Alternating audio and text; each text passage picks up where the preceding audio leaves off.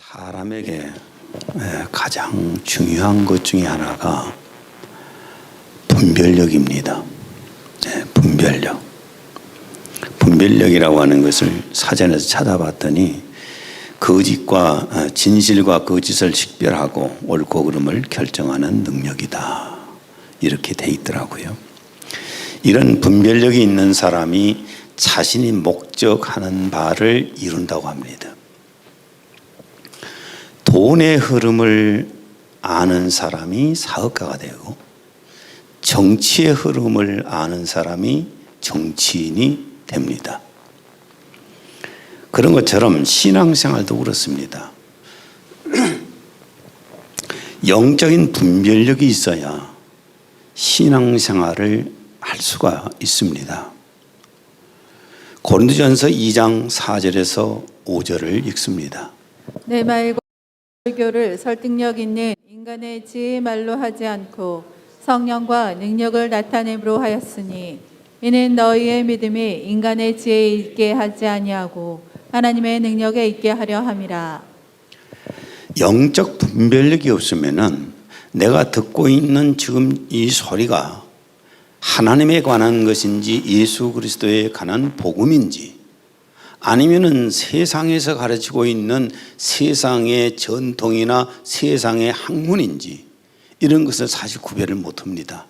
그래서 우리는 영적 분별력을 갖지 못하면 영적인 맹인이 되는 겁니다. 어쩌면 우리 한국의 교인들이 그동안에 믿습니까? 그러면 믿습니다. 아멘 하고 이렇게 무조건 맹신자처럼 살아온 것도 사실입니다. 그러나 이제 우리는 지식의 시대 아닙니까? 하나님의 말씀도 우리가 좀 정확하게 분별을 할 수가 있어야 되겠고 영적인 것도 분별을 해야 됩니다. 본문에서도 보면은 제사장들과 당시의 율법학자들인 이 랍비들이 영적인 맹인이 되어 있는, 영적인 소경이 되어 있는 것을 보게 됩니다. 그들은 예수님에게 하나님으로부터 왔다는, 당신이 하나님으로부터 온 그리스도라는 표적을 보여달라고 계속 요구를 합니다. 1절 하늘로부터 오는 표적 보이기를 청하니 하늘로부터 오는 기적을 보여주라. 당신이 하나님으로부터 온 사람이라면 하나님으로부터 왔다는 그 기적, 표적을 우리에게 보여주라. 계속 이것을 요구했습니다. 그런데 예수님이 오셔서 정말 하나님으로부터 오셨다는 표적을 수없이 보여주셨거든요. 수없이. 인간의 힘으로 불가능한 것들을 수없이 예수님께서 보여주셨지 않습니까? 그리고 이 마태복음 15장에서만 해도 엄청나게 많은 표적들을 보여주셔서 하나님 자신이, 예수님 자신이 하나님으로부터 오신 그리스도라는 메시아라는 증거를 계속 보여주셨습니다.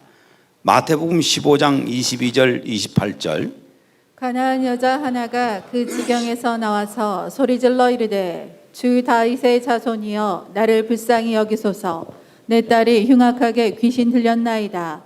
이에 예수께서 대답하여 이르시되 여자여 내 믿음이 크도다. 내 소원대로 되리라 하시니 그때로부터 그의 딸이 나으니라. 귀신이 들려서 세상에서 어떤 방법으로도 고치지 못한 그런 사람을 예수님께서 귀신을 쫓아서 바로 고쳐주셨거든요. 이것도 한 표징이 되지 않겠습니까? 또 15장 30절에서 31절 큰 무리가 다리 저는 사람과 장애인과 맹인과 말 못하는 사람과 기타 여럿을 데리고 와서 예수의 발 앞에 앉힘에 고쳐주시니 말 못하는 사람이 말하고 장애인이 온전하게 되고 다리 저는 사람이 걸으며 맹인이 보는 것을 무리가 보고 놀랍게 여겨 이스라엘의 하나님께 영광을 돌리니라. 세상의 의학으로는 고칠 수 없는 것들을 예수님께서는 다 고쳐주셨잖아요. 고쳐주심으로써 하나님으로부터 오신 분이라는 것을 분명하게 표적을 보여주셨습니다. 또 마태복음 15장 35절에서 38절 예수께서 무리에게 명하사 땅에 앉게 하시고 떡 7개와 그 생선을 가지사 축사하시고 떼어 제자들에게 주시니 제자들이 무리에게 주매 다 배불리 먹고 남은 조각을 7 광주리에 차게 거두었으며 먹은 자는 여자와 어린이 외에 4,000명이었더라. 예수님께서 오병이어 이적을 보여주시기도 했잖아요. 근데 오늘 이 본문에 15장에서 보면은 떡 7개와 물고기 2마리를 가지고 4,000명 이상 되는 사람들을 먹여주시고 7 광주리를 남기신 사건도 역시 주님이 하셨습니다. 이게 하나님으로부터 온 메시아가 아니면은 어떻게 할 수가 있었겠습니까? 이거 3가지만 보더라도 예수님은 하나님으로부터 오신 메시아라는 사실을 확실하게 증명이 되는 것입니다. 그런데도 이 당시의 제사장들과 납비들은 표적을 보여달라고 계속 그럽니다. 그럼 그 목적이 무엇인가? 1절을 읽습니다. 예수를 시험하여. 목적이 뭐예요? 예수님을 시험하기 위한 목적입니다. 이 시험은 헬라어로 헤이라조란 말인데 이거는 악의를 가지고 상대방을 함정에 빠뜨리고자 하는 시험을 말합니다.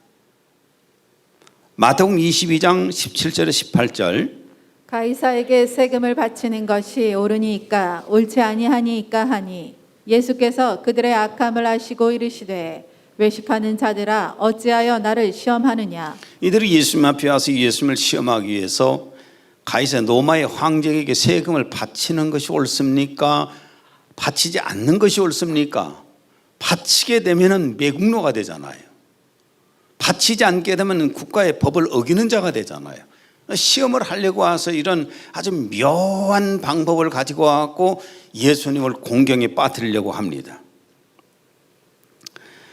예수님을 궁지에 몰아넣으려는 의도로 계속 트집을 잡는 사람들에게 사실 더 이상 보여줄 표적이 어디 있겠습니까? 그 많은 표적을 보여주는데도 계속해서 시험을 하고 있다면 그 표적을 보여줘봐야 아무 소용이 없습니다. 그래서 예수님께서 요나의 표적밖에는 더 이상 보여줄 표적이 없다라고 말씀하시는 겁니다. 4절을 읽습니다. 악하고 음란한 세대가 표적을 구하나 요나의 표적밖에는 보여줄 표적이 없느니라. 내가 이제 십자가에서 속죄제물에 의해서 죽는 것과 그리고 죽은 다음에 부활한 것밖에는 너에게 보여줄 표적이 없다. 이렇게 말씀을 하셨는데 그 뒤로도 수없이 많은 표적을 또 행하셨는데 그들에게 보이기 위함이 아니라 예수님을 믿고 따르는 사람들에게 보여주시기 위해서 수많은 표적을 또 행하셨습니다. 예수님께서는 그들의 이 영적인 맹인 상태를 소경이 되어 있는 그들의 상태를 뭘로 비유해서 말씀하시냐면은 날씨를 가지고 말씀을 하셨습니다. 2절을 공동번역으로 있습니다. 너희는 저녁 때에는 하늘이 붉은 것을 보니 날씨가 맑겠구나 하고 아침에는 하늘이 붉고 흐린 것을 보니 오늘은 날씨가 붓겠구나 한다. 요즘이야 뭐 기상예보를 과학이 발달해서 기상예보를 잘 해주니까 우리는 뭐 기상 정보를 보고 알잖아요. 그런데 예전에 나이 드신 분들은 하늘을 쳐다보고 다음 날 날씨를 예측을 했어요. 어떤 분들은 몸에 신경통 때문에 신경통을 가지고 예측을 하기도 했지만은 대개가 하늘에 굳냐 뭐 이러냐 저러냐 이것 가지고 예측을 했잖아요. 그것을 지금 말씀하시는 겁니다. 3절 공동번역. 이렇게 하늘을 보고 날씨는 분별할 줄 알면서 왜 시대의 징조는 분별하지 못하느냐. 하늘을 보고 날씨는 너희들이 참 이렇게 분별을 해서 예측을 잘하는데 왜 시대의 징조는 분별하지 못하느냐. 왜 시대의 징조를 보는 눈은 없냐. 영적인 소경이 되어 있느냐. 하늘이 붉고 흐림의 징조를 보면서 기상 상태는 분별하는데 어찌하여 성경에 예언되어 있는 그리스도가 오시면 나타날 징조에 대해서는 그 징조들을 분별하지 못하느냐. 예수님이 그리스도란 징조는 구약 성경에도 이 성경에 엄청나게 많이 징조들이 예언되어 있습니다. 하나님께서 메시아를 보내실 때 그리스도를 보내실 때 그 그리스도는 이러고 저러고 한다는 애언이 성경에는 엄청나게 많이 있어요. 그건 뭐 다 찾아볼 수는 없는 것이고 그중에 세 가지만 우리가 보게 되면은 하나는 처녀가 잉태의 아들을 낳으면 그가 바로 그리스도라는 겁니다. 이사야 7장 14절 주께서 친히 징조를 너희에게 주실 것이라. 보라, 처녀가 잉태하여 아들을 낳을 것이요 그의 이름을 임마누엘이라 하리라. 처녀가 남자도 없이 잉태해서 아들을 낳으면 그가 그리스도다. 인간 세상에 있을 수 없는 일이잖아요. 그러는데 마태복음 1장 18절 예수 그리스도의 나심은 이러하니라. 그의 어머니 마리아가 요셉과 약혼하고 동거하기 전에 성령으로 잉태된 것이 나타났더니 성령으로 잉태된 사람이 바로 그리스도 예수님이라는 것을 쫙 소문이 퍼지잖아요. 그러면 이것을 알아야 했었는데 이것을 무시해버린 겁니다. 그 다음에 또 하나가 하나님의 성령께서 그 위에 임재되어 있는 것을 보면은 그 사람이 그리스도시다. 이것이 구약 성경에 되어 있는 징조예요. 이사야 61장 1절. 주 여호와의 영이 내게 내리셨으니 마태복음 3장 16절. 예수께서 침례를 받으시고 곧 물에서 올라오실새 하늘이 열리고 하나님의 성령이 비둘기같이 내려 자기 위에 임하심을 보시더니 요단강에서 수없이 많은 사람들이 침례를 받는데 그중에 예수님이 오셔서 침례를 받는데 하늘로부터 사람들 눈에 보이는 현상으로 성령이 비둘기처럼 임하셔서 머리 위에 임하신 것을 봤어요. 물론 또 하나님께서 음성을 들려주시기도 했지만은 이것이 바로 그리스도라는 증거였습니다. 그리고 또 하나는 하나님의 능력을 행하는 그가 바로 그리스도시다. 이사야 61장 1절. 나를 보내사 마음이 상한 자를 고치며 포로된 자에게 자유를 갖춘 자에게 노임을 선포하며. 그런데 마태복음 11장 3절에서 5절 또 읽습니다. 예수께 여짜오되 오실 그이가 당신이 오니까 우리가 다른 일을 기다리오리까. 예수께서 대답하여 이르시되 너희가 가서 듣고 보는 것을 요한에게 알리되 맹인이 보며 못 걷는 사람이 걸으며 나병 환자가 깨끗함을 받으며 못 듣는 자가 들으며 죽은 자가 살아나며 가난한 자에게 복음이 전파된다 하라. 근데 예수님이 오셔서 장애인들을 그 장애를 고쳐주시고 뭐 소경도 고쳐주시고 나병도 그 자리에서 고쳐주시고 죽은 자까지도 그 자리에서 살려내시는 이런 일들을 많이 하셨잖아요. 그렇다면 이건 사람이 할 수 없는 일이지 않습니까? 이것을 보면서 아, 저분이 그리스도시구나 하는 것을 알아야 된다는 겁니다. 그러나 이들이 영적인 맹인 상태에 있었기 때문에 영적인 소경들이 있었기 때문에 예수님이 그리스도이심을 알지를 못했습니다.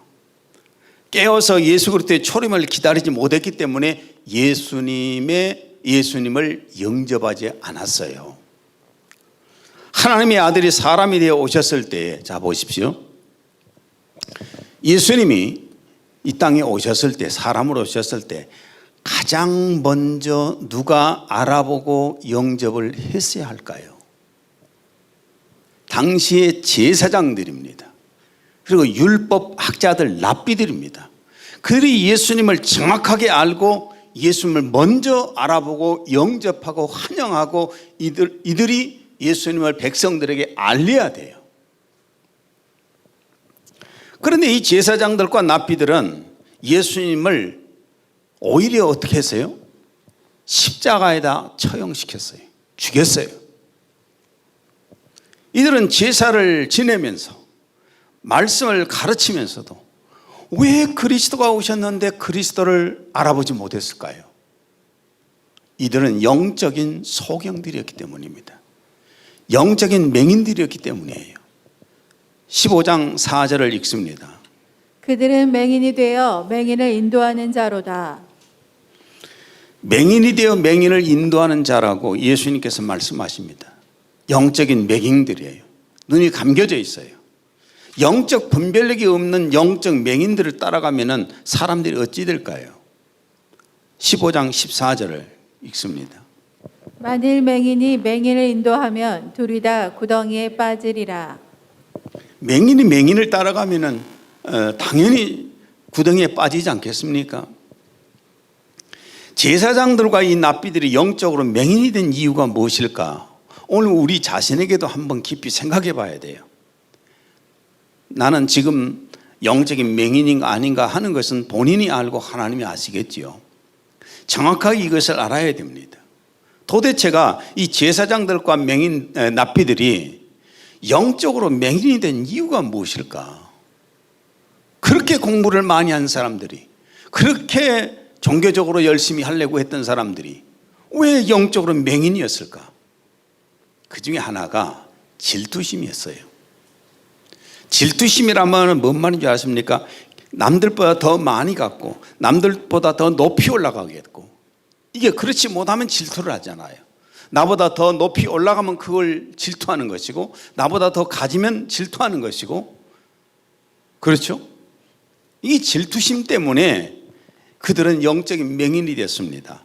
사람들이 자기들보다 예수님을 더 좋아하고 따르기 때문에, 이 질투심 때문에 예수님께서 나사로를 무덤에서 살려냈을 때에 요한복음 11장 47절 53절입니다. 이에 대제사장들과 바리새인들이 공회를 모으고 이르되 이 사람이 많은 표적을 행하니 우리가 어떻게 하겠느냐. 이날부터는 그들이 예수를 죽이려고 모의하니라. 예수님이 자기들보다 인기가 높아져 가니까 사람들이 따르니까 이 질투심 때문에 예수님을 죽이려고 작정을 합니다. 모의를 하기 시작합니다. 빌라도 총독까지도 그들의 질투심 때문에 그런다는 것을, 그들의 속마음을 보일 정도로 이들은 질투심이 너무 심하게 나타났어요. 마태복음 27장 18절. 이는 그가 그들의 시기로 예수를 넘겨준 줄 알미러라. 예, 질투라고 하는 것은 내 눈을 가려버립니다. 영적인 눈만 그런 것이 아니라 정신적인 눈도 어둡게 만들어버리는 것이 이 질투심이에요. 질투심에 이 걸리면은 약이 없습니다.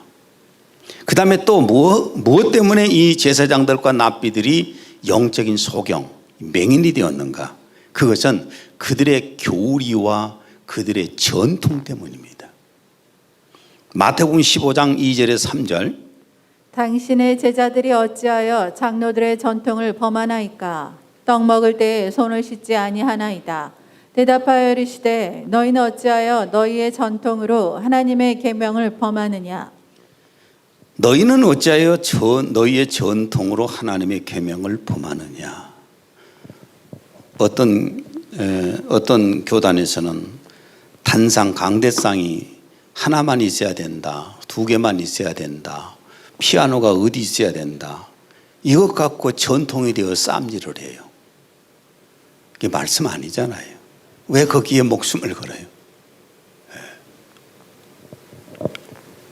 마태복음 15장 8절에서 9절을 공동번역으로 읽습니다. 이 백성이 입술로는 나를 공경하여도 마음은 나에게서 멀리 떠나 있구나. 그들은 나를 헛되이 예배하며 사람의 계명을 하나님의 것인 양 가르친다. 사람들이 하나의 법을 만들어 가지고 그 법을 가지고 하나님의 계명인 양 가르치니까 그들이 믿고 있는 믿음도 신앙도 빗나간 것이고 예배도 잘못됐다는 것입니다. 여러분들 제사 지내고 시제 지낸 데서 많이 가보셨을 거예요. 저도 쭉 내려온 종손이니까, 종갓집의 종손이니까 얼마나 많이 가봤겠습니까? 절을 하려면 어떻게 해야 되고, 손바닥을 이렇게 하고 저렇게 하고 다 가르치고, 그 앞에 가서 술을 한번 따를 때도 술잔을 몇 번을 어느 쪽으로 돌려야 되고, 향을 피울 때도 어떻게 해야 되고, 그때 당시에는 그것이 법인 줄 알았어요. 그것이 정도라고 생각을 했어요. 지금에 생각해 보니까 웃기지도 않는 짓을 하고 있었어요. 우리 집에서는 여자들이 그 앞에 문턱을 못 넘었습니다. 제 아내가 참 우리 집에 시집 오니까 우리 아버님이 저 뒷문으로 다니라고. 내가 깨우랬어요. 내가 그걸 깼어요. 우리 시대는 참 묘하게 변해가는 시대에 살았잖아요. 그러니까 끼인 세대에 살고 있었던 게 우리 세대거든요. 그래서 아버님한테 아버님 지금 무슨 말씀을 하세요? 그러면 며느리 됐고 저희가 오지 말까요? 그 굉장히 협박으로 들렸어요. 오지 말까요? 할 말이 잃어버리잖아요. 인사를 해도 꼭 부모님보다 한 단계 저 밑에 가갖고 마루에서 인사를 하고 마루에 계시면 마당에서 인사를 하고 지금 생각해보면 어이가 없잖아요. 이 사람이 만든 법을 가지고 하나님의 계명인 양 이 기독교 안에도 그렇게 가르칩니다. 마가복음 7장 13절 너희가 전한 전통으로 하나님의 말씀을 폐하며 또 이 같은 일을 많이 행하느니라. 우리가 잘못하면은 하나님의 말씀이 아닌 사람이 가르친 교훈들, 사람의 어떤 전통, 교리 이런 것들을 메어서 신앙생활을 잘못 빗나갈 수가 있다는 겁니다. 골로새 2장 8절 누가 철학과 헛된 속임수로 너희를 사로잡을까 주의하라. 이것은 사람의 전통과 세상의 초등학문을 따름이요 그리스도를 따름이 아니니라. 예수 그리스도의 말씀을 따라가야 되는데 그 말씀이 아니라 자꾸 어떤 철학이 들어가고 또한 전통이 들어가고 이런 것들을 쫓아가다 보니까 결국은 예수 그리스도 믿는 것이 아니라 엉뚱하게 우리가 교리에 매달려서 살게 된다는 거예요. 우리는 인간이 만든 교리나 전통을 따라서는 안 됩니다. 우리는 하나님의 말씀을 따라야 합니다. 그러니까 이 당시 제사장들과 납비들을 눈을 어둡게 만들어서 영적인 맹인을 만들어 본 것이 하나의 이런 전통과 교리였어요. 그 다음에 마지막으로 정말 중요한 것은 그들이 맹인이 된 가장 큰 이유가 뭐냐? 성령으로 거듭나지 못해서 그렇습니다. 영적인 생명이 살아나지 못했기 때문에 영적인 소경들이 되어 있었던 거예요. 여러분 육적인 사람은 어떻게 해도 영적인 것을 분별하지도 못하고 깨닫지도 못합니다. 고린도전서 2장 4절 육에 속한 사람은 하나님의 성령의 일들을 받지 아니하나니 이는 그것들이 그에게는 어리석게 보이며 또 그는 그것들을 알 수도 없나니 그러한 일은 영적으로 분별되기 때문이라. 육의 사람은 영적인 것을 분별하지 못합니다. 요한복음 3장에 보면 당시에 최고의 율법 학자였던 니고데모라고 하는 사람이 나옵니다. 이 사람이 예수님 말씀을 깨닫지 못합니다. 요한복음 3장 3절에서 6절 사람이 거듭나지 아니하면 하나님의 나라를 볼 수 없느니라. 니고데모가 이르되 사람이 늙으면 어떻게 날 수 있사옵나이까? 두 번째 모태에 들어갔다가 날 수 있사옵나이까? 예수께서 대답하시되 진실로 진실로 내게 이르노니 사람이 물과 성령으로 나지 아니하면 하나님의 나라에 들어갈 수 없느니라. 육으로 난 것은 육이요 영으로 난 것은 영이니. 최고의 율법 학자도 예수님의 거듭나라는 말씀을 몰랐어요. 육으로 난 것은 육이고 영으로 난 것은 영이에요. 성령으로 거듭나지 아니하고는 영적인 세계를 전혀 분별을 못하게 되는 것입니다. 요한복음 3장 12절 내가 땅의 일을 말하여도 너희가 믿지 아니하거든 하물며 하늘 일을 말하면 어떻게 믿겠느냐. 이 땅에 어떤 과학적인 얘기니 고고학적인 얘기니 역사적인 얘기니 이런 것들을 얘기해도 사실은 안 믿으려고 하잖아요. 근데 어떻게 하늘의 얘기를 믿으려고 하고 있어요? 영적으로 거듭나지 않으면 하늘의 세계가 믿어지지도 보이지도 않는 겁니다. 이렇게 아무리 많이 공부를 하고 노력을 해도 성령으로 거듭나지 않고는 영적인 맹인들이라는 거예요. 그래서 당시 제사장들과 이 납비들은 율법학자들은 사명을 잃어버린 사람들이었어요. 제사장들이 뭐 하는 사람들입니까? 제사장들은 동물 제사를 지르면서 장차 예수 그리스도가 오시게 되면은 속죄양이 되어서 어린 양이 되어서 하나님 앞에 우리를 위해서 속죄 제물이 되신다는 것을 가르쳐야 했어요.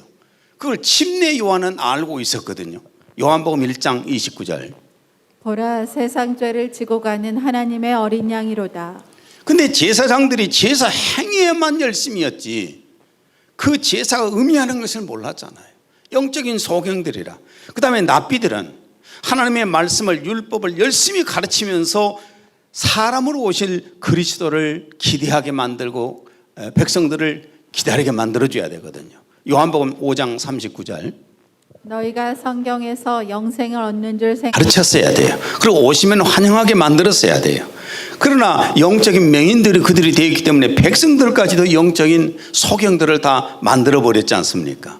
이게 제사장들과 납비들은 전통과 교리가 아닌 하나님의 말씀을 연구했어야 돼요. 하나님의 말씀을 연구를 했으면은 예수 그리스도의 초림을 정확하게 알았을 것입니다. 여러분, 지금 이 시대에 우리가 영적으로 분별해야 될 것이 무엇입니까? 영적으로 무엇의 징조를 열심히 볼 수 있어야 돼요? 예수 그리스도의 재림의 징조를 우리는 분별하고 있어야 됩니다. 시대의 징조들을 분별하면서 우리가 기다려야 되거든요. 당시에 예수님 초림에 오셨을 때에는 예수님의 초림을 그들이 기다려야 했지만은 징조를 보면서 우리는 지금 예수 그리스도의 재림을 기다리고 있어야 될 사람들입니다. 이스라엘 백성들은 말씀 하나님이 사람이 되어 오실 것을 믿고 간절히 기다리질 못했어요. 그 결과는 예수 오시니까 십자가에다 못 박아 버렸잖아요. 자기들의 메시아이신 예수 그리스도가 오시니까, 구원자이신 예수 그리스도가 오시니까 십자가에 그냥 죽였거든요. 요한복음 1장 9절에 11절 참비 곧 세상에 와서 각 사람에게 비추는 빛이 있었나니 그가 세상에 계셨으며 세상은 그로 말미암아 지은 바 되었으되 세상이 그를 알지 못하였고 자기 땅에 오매 자기 백성이 영접하지 아니하였으나. 지금도 마찬가지입니다. 지금도 우리가 영적으로 눈이 열려 있고 깨어 있지 못하면은 예수 그리스도가 오셨을 때에 거부합니다. 예수님의 재림을 거부합니다. 그렇죠? 깨어 있지 못하면 어차피 예수 그리스도가 오셔도 거부합니다. 우리는 그리스도의 재림 직전에 있는 징조들이 얼마나 많이 지금 일어나고 있는가 이것을 알아야 돼요. 깨어있는 사람이라면 이것을 알아야 됩니다. 누가복음 21장 11절 곳곳에 큰 지진과 기근과 전염병이 있겠고 또 무서운 일과 하늘로부터 큰 징조들이 있으리라. 예수님의 재림 시기가 되면은 징조들이 나타나는데 큰 곳곳에 지진들이 일어나고 기근이 심해져 가고 전염병이 창궐하고 또 무서운 일과 하늘로부터 큰 징조들이 있다고 주님이 예언을 해 주셨어요.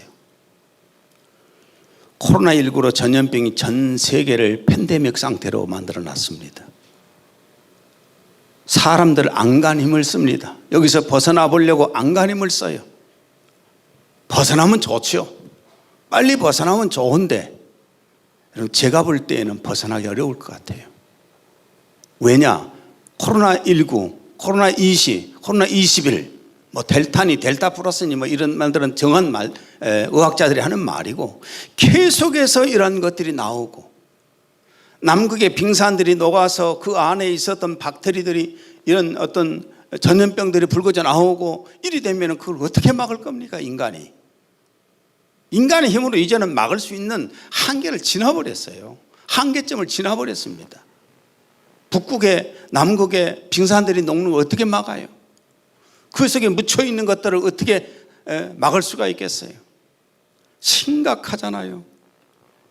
또한 지금 화산 폭발들 보세요. 전 세계적으로 화산 지금 휴화산이라고 그러죠. 휴화산들이 그냥 지금 막 올라온 거 보세요. 백두산도 지금 그런단 말들이 있고 그러는데 지진으로 보세요. 지진이 지구에 요동을 치고 있습니다. 이 지구 땅덩어리가. 우리나라에도 뭐 지진 전혀 몰랐던 그런 시대에 살았지만은 우리나라도 안전지대가 아니에요. 여기저기서 일어나고 있잖아요. 일본은 뭐 어마어마하게 일어나고 있고 지금 전 세계적으로 하도 이 코로나19로 인해서 거기에만 집중해 있다 보니까 지진 일어나 별로 신경들 안 쓰고 있는데 5점 몇 짜리는 보통 지금 일어나고 있어요.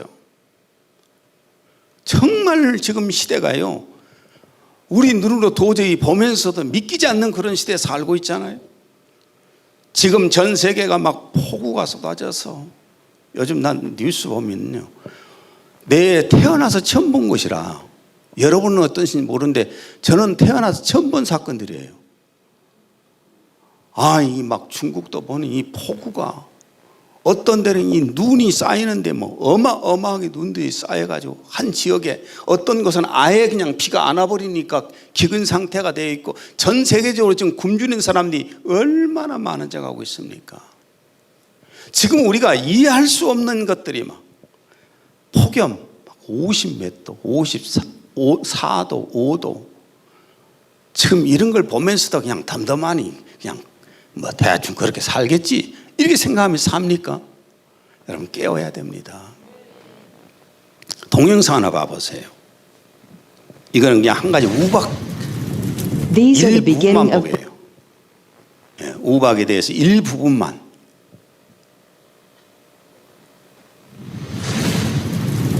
These are the beginning of birth pains. 2021. 시간 관계상 집에 가서 동영상 한번 찾아보세요.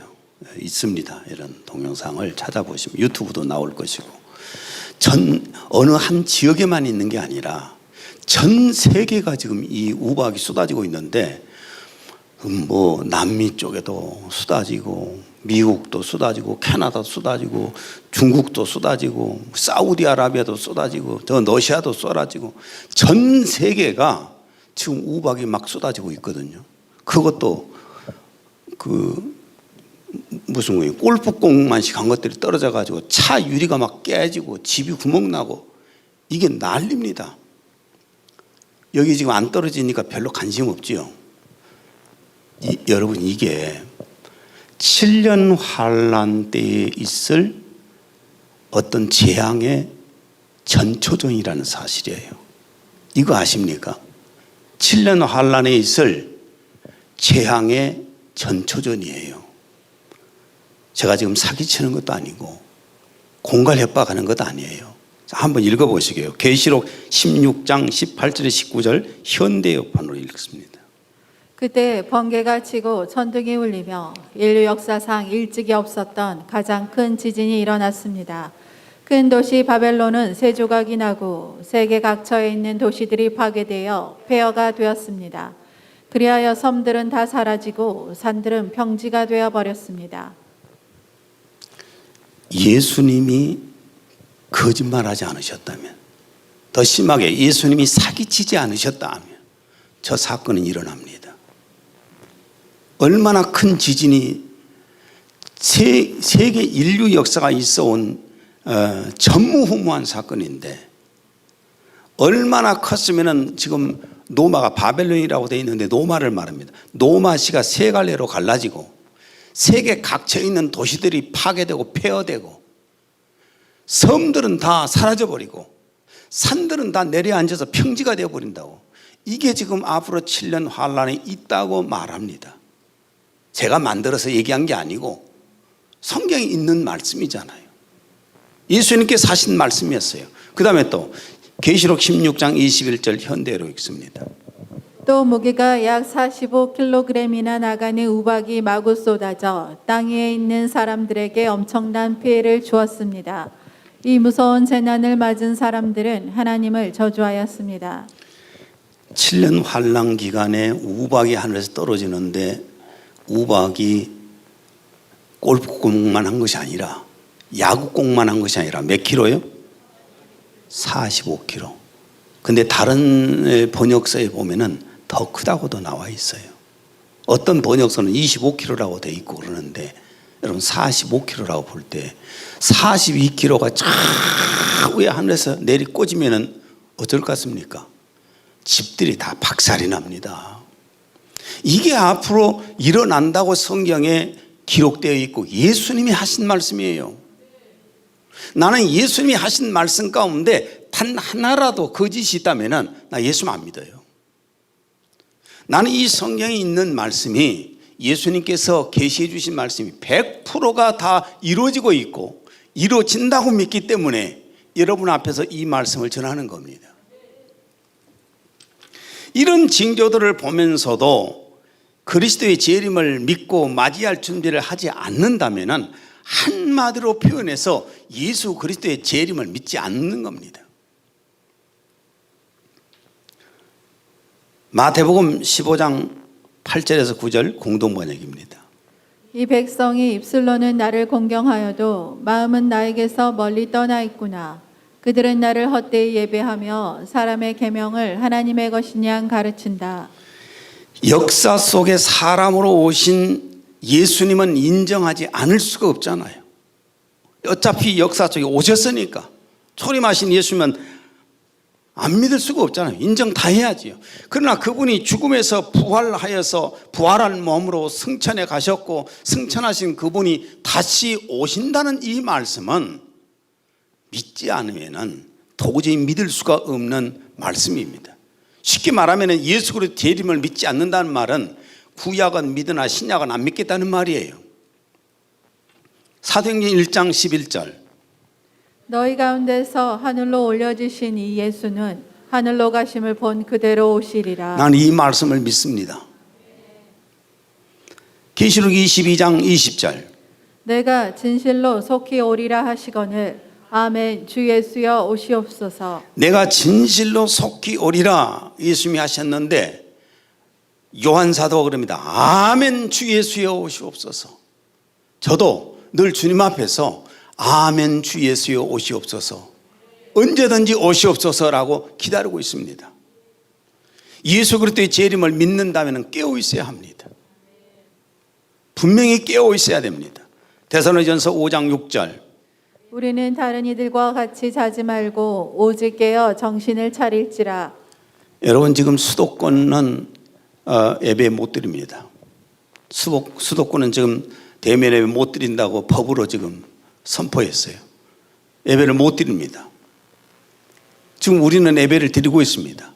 그러나 수도권이 그런다면 이 지역이 언제까지 안전하겠습니까?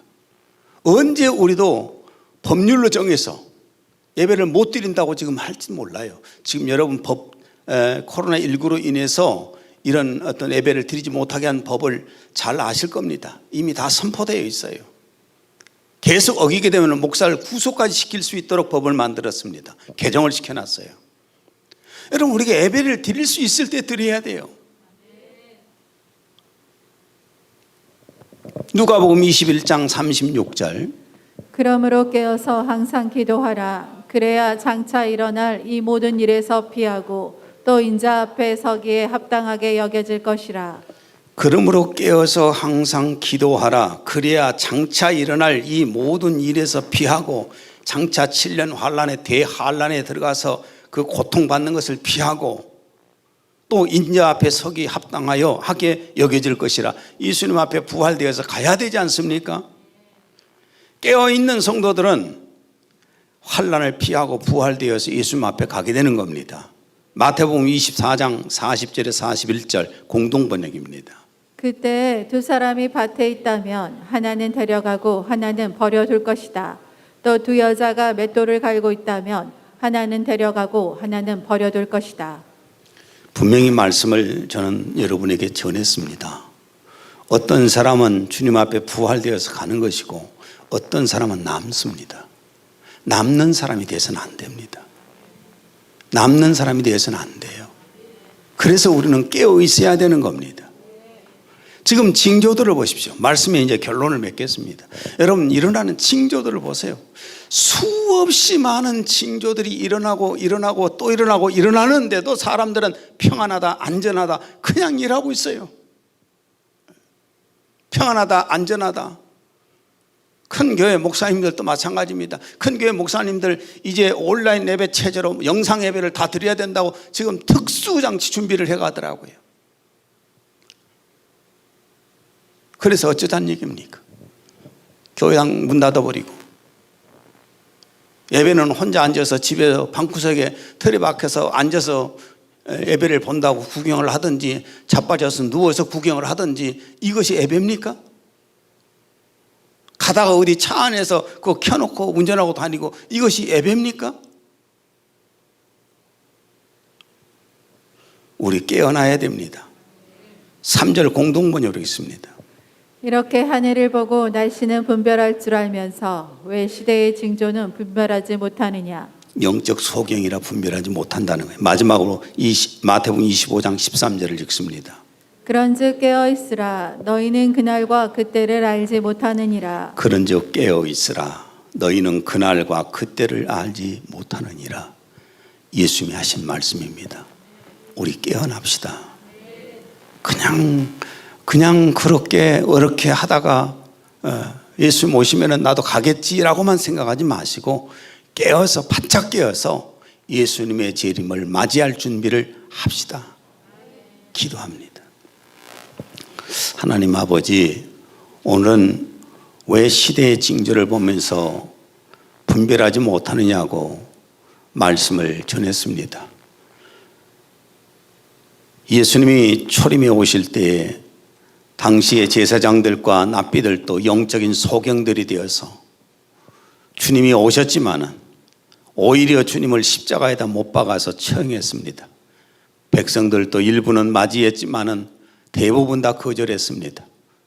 오늘 예수 그리스도가 재림에 오시는 징조들이 수없이 일어나고 있는데 너무나 저희들이 잠잠해 있습니다. 잠을 자고 있습니다. 저희들 깨어나게 해주셔서 예수님의 재림을 준비하게 하시고 맞이할 준비를 하게 하시고 자신의 몸의 부활을 준비할 수 있는 성도들이 되게 하여 주옵소서. 아버지 하나님, 저는 오늘 주님의 말씀을 과감없이 전했습니다. 이 말씀을 통해서 영적으로 깨어나게 하시옵소서. 예수님 이름으로 기도했습니다. 아멘.